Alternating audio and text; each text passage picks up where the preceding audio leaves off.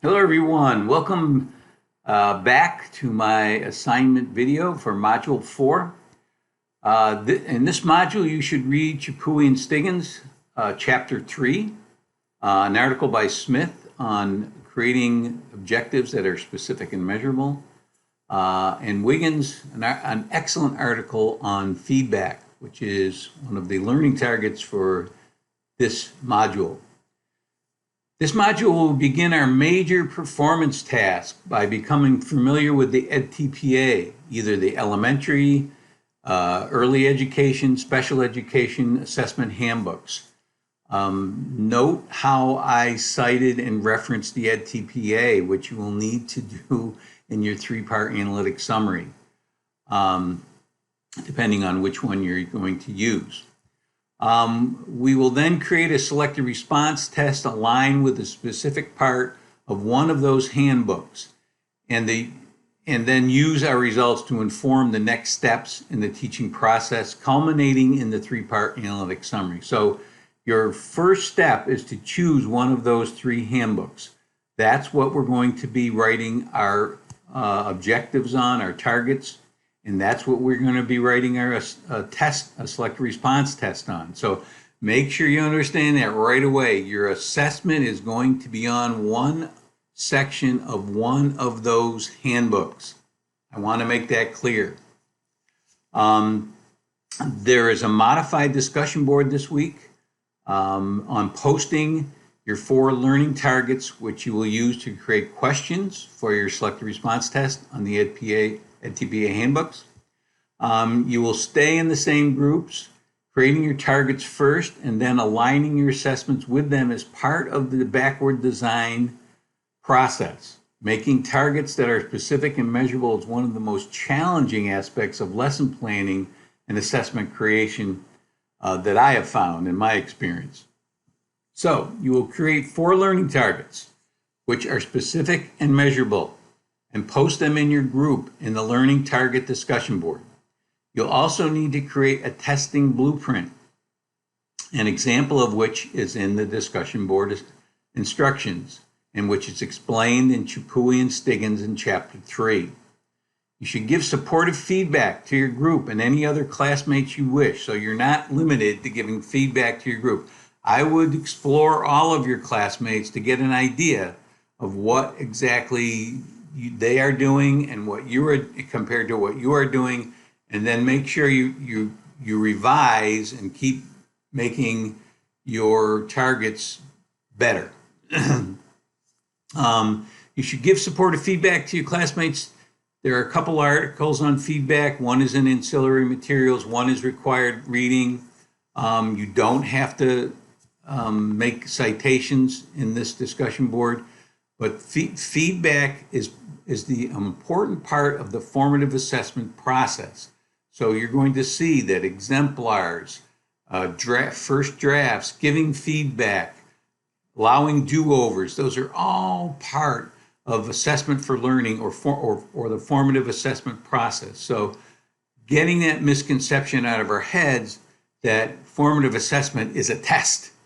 It's not, it's a process. And you'll hear me say that over and over again. You need to post on 3 different days and at least 6 times for distinguished credit. So you don't have to make citations. You just have to you're just being graded on timeliness and when you make your initial post. So, and the number of posts you make. This will be open till the end of the Module 5, so you have plenty of time to craft targets and to give supportive feedback to each other. You do not have to use citations, as I mentioned, but you are encouraged to do that. What I find most important is the difference between a score of 2 and 3, which is passing, and the difference between a 3 and 4, which you would need. You'd need a 4 to offset any score of 2 you receive on the EdTPA.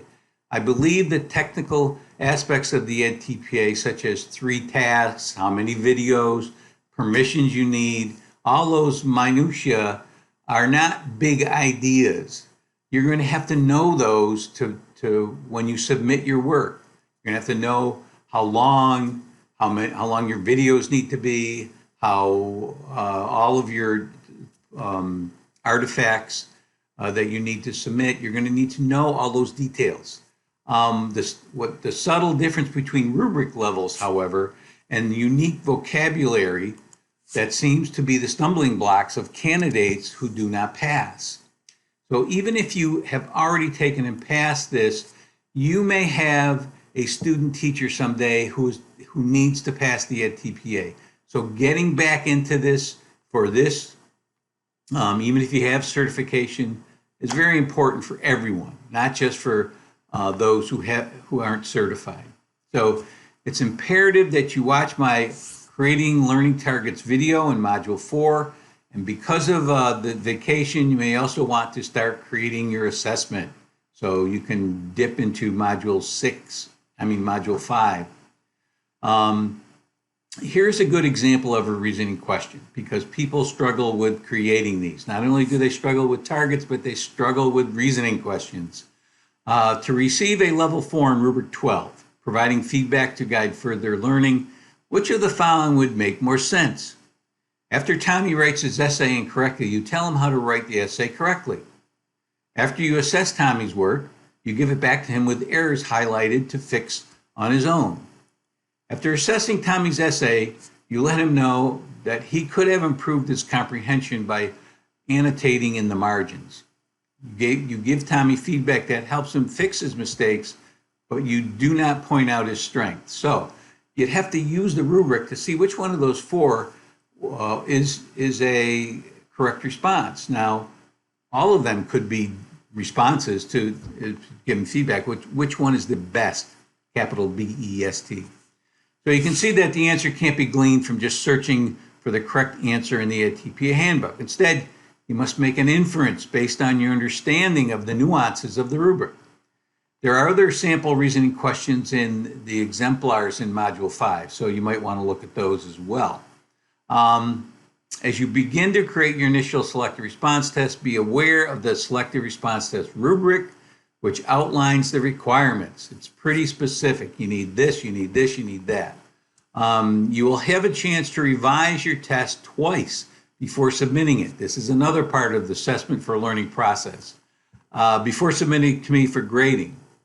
So take advantage of the feedback you receive from me. I give feedback on your initial draft, and then from your classmates, who will give you feedback on your first and your second draft. Also, make sure you watch my test creation video. I mentioned that already. Keep notes on the process, as you will be asked to reflect on it in your 3-part analytic summary, which is due at the end of the course, the last module. So you can be filling out that summary as you go along, similar to filling out your baseline survey and your vocabulary in your own words. The Progress Monitoring Discussion Board continues through Module 5. There have been some great posts so far. This is the second time I've done this, and I'm excited by the results and the discussion. So often this part of RTI is lacking. It's based on what you folks filled out in your initial baseline survey. Very few of you have any idea of the progress monitoring process of RTI. So make sure you use, you at least use Salvia and the IRIS, I almost said IRS, IRIS documents, the IRIS documents, to support your comments, and keep up the great posting. That's it for this week. Enjoy your week off if you have one.